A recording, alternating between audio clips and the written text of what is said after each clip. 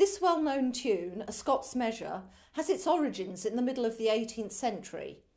The dance as it is known today from Book 1 of the RSCDS collection is a later addition. Let me give you a short history. The earliest source of the tune appears to be from James Oswald's second collection of curious Scots tunes, dedicated to His Royal Highness Frederick, Prince of Wales, in around 1742.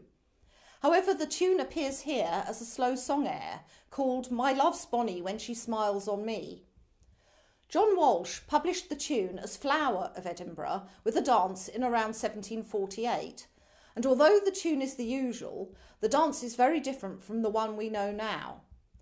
John Johnston's 12 Country Dances for the Harpsichord for 1749 published the same tune and dance as Walsh.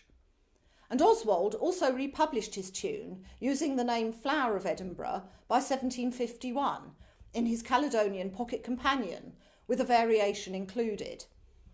By 1751, the tune and dance were also being published elsewhere. Peter Thomson's complete collection of dances for the year 1751 has the same tune but a different dance, which starts with the first and second couples footing it 4 times and doing right hands and left quite round.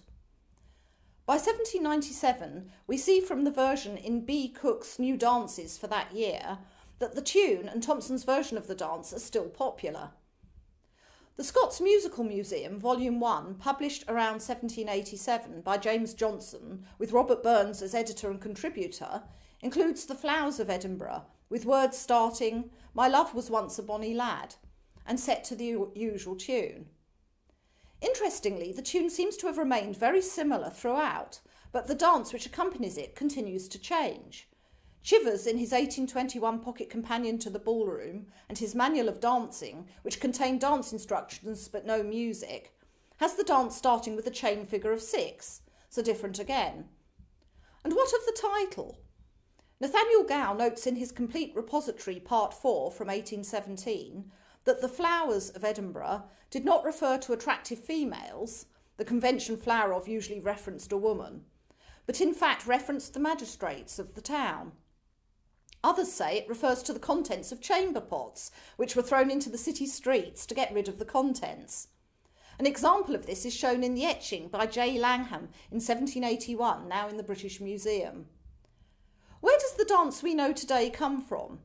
The earliest source in Scotland seems to be Wilcox's Ballroom Guide from around 1865, published in Glasgow, and the dance with same instructions appears in the handwritten notebook of Kate Hughes from Dundalk in County Louth, Ireland. She started her dancing book around 1867 when she was about 14 years old. So the dance as danced today seems to have been popular throughout the British Isles by 1870. By 1872, Wallace's Excelsior Manual of Dancing, and by 1890, David Anderson's Ballroom Guide, have the same dance to the well-known tune, and therefore the dance as we know it today is established. If you would like to hear an early 1910 recording of Flowers of Edinburgh played by the great fiddle player James Scott Skinner, this is available online at the University of Aberdeen Music Archive at the address below. And now, here is Peter Forrow from the London Highland Club to give a recap of the dance. The Flowers of Edinburgh. This is going to be played only 4 times through, so these instructions are once and to the bottom. First lady, you pull your right shoulder back and cast behind second and third ladies, cross over the set below third couple and dance up behind second and third men into first man's position, and you do that in 6 bars.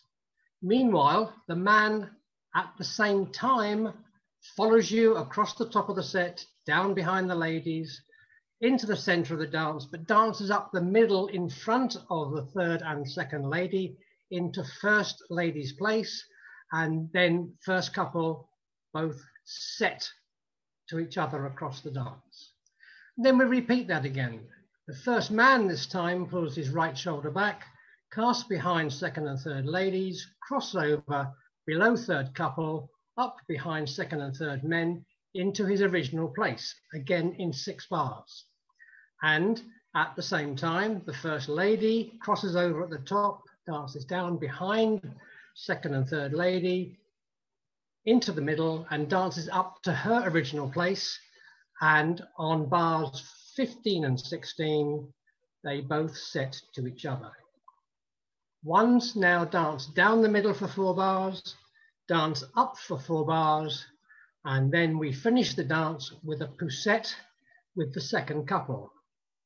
At the end of the poussette, on bars effectively 7 and 8 of that movement, the first couple should face down and dance to 4th place. The second couple should retire as normal into 1st place, and 3s and 4s should move up 1 place on the sidelines. And then we start again with a new top couple. Enjoy it.